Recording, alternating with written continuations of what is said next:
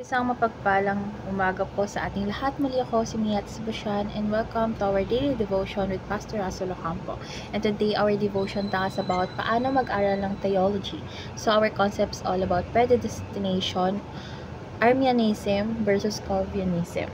So ang Arminianism ay naniniwala na ang predestinasyon ay batay sa kaalaman ng Diyos sa hinaharap. So kung sino ang pipiliing manampalataya kay Kristo ng malaya. So, binibigyan din ito na ang malayang pagpapasya ng tao, kondisyonal na pagpili ng Diyos at ang posibilidad ng pagkawala ng kaligtasan. So, ang Calvinism naman ay nagtuturo na ang predestinasyon ay bunga ng lubos at walang kondisyong kapasyahan ng Diyos na piliin ng ilan para sa kaligtasan. So, hindi batay sa anumang pananampalatayang nakita niya, kundi sa kanyang kalooban at biyaya. So, kasama na rito yung pagpili o tinatawag na election at pagtakwil o reprobation na nagpapakita ng kanyang katarungan at awa. So, parehas silang kumikilala sa kaalaman ng Diyos sa hinaharap, ngunit magkaiba sila sa kung paano nagsasama ang soberanya ng Diyos at pananagutan ng tao. So, ngayon dadako po tayo sa ating Bible readings for today. It's all about Ephesians chapter 1 verse 4 and 5, ASND version. Bago pa nilikha ang mundo, pinipili na tayo ng Diyos na maging Kanya sa pamamagitan ni Kristo para maging banal at walang kapintasan sa paningin niya. Dahil sa pag-ibig ng Diyos, itinadhana niya tayong upang maging mga anak niya sa pamamagitan ng Hesukristo ayon sa layunin niya at kalooban. So ngayon dadako na tayo sa ating teaching. So yung first teaching is mag-aral ng may kababaang loob.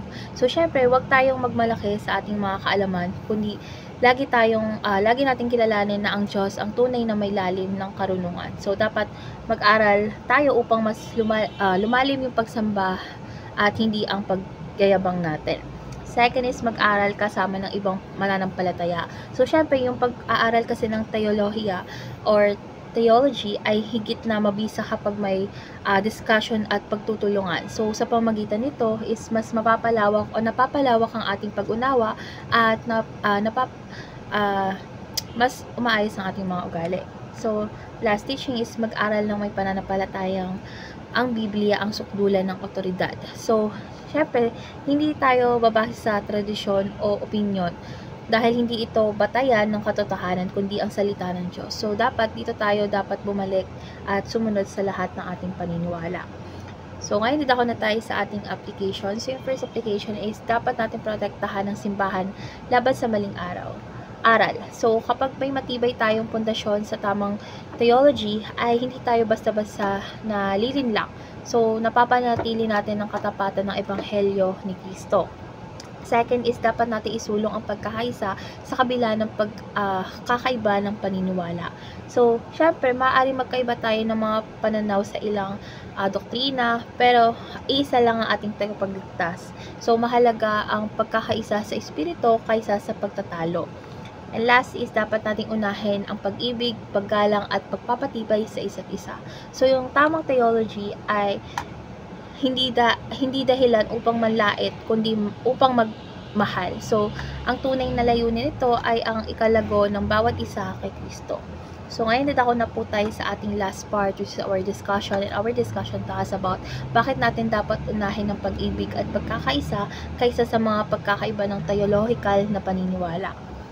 So, para sa akin is dapat nating unahin ang pag-ibig at pagkakaisa dahil ito ang malinaw na utos ng Diyos sa kanyang mga anak. So, habang mahalaga ang tamang aral, higit na mahalaga ang puso ng isang mananampalatayang may kababaang loob at may malasakit sa kanyang mga sinasakupan.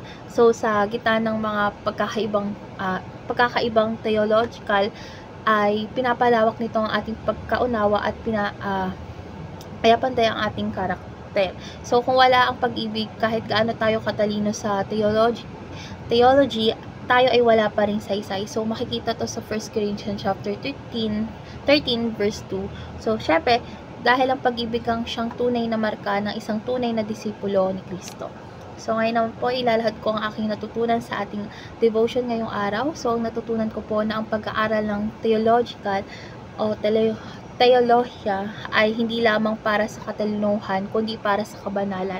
So, syempre dito ko po mas nauunawaan ang kabutihan at katalinuhan ng Diyos sa kanyang pagpili Ngunit imbes na maging dahilan ito para sa pagmamataas, ito'y dapat magbunga ng mas malalim na pagsamba at pagpapakumbaba. So sa pag-aaral at diskusyon ng mahihirap na doktrina is pipiliin nating magmahal, makinig at itaguyod ang pagkakaisa sa katawan ni Kristo.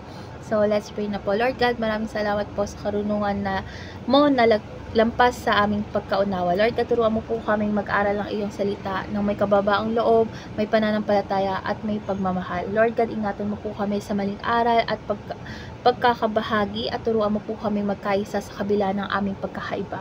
Lord God, naway palagi naming alalahanin na ang iyong biyaya ay sapat at ang iyong pag-ibig ang siyang tunay na gumagabay sa aming buhay.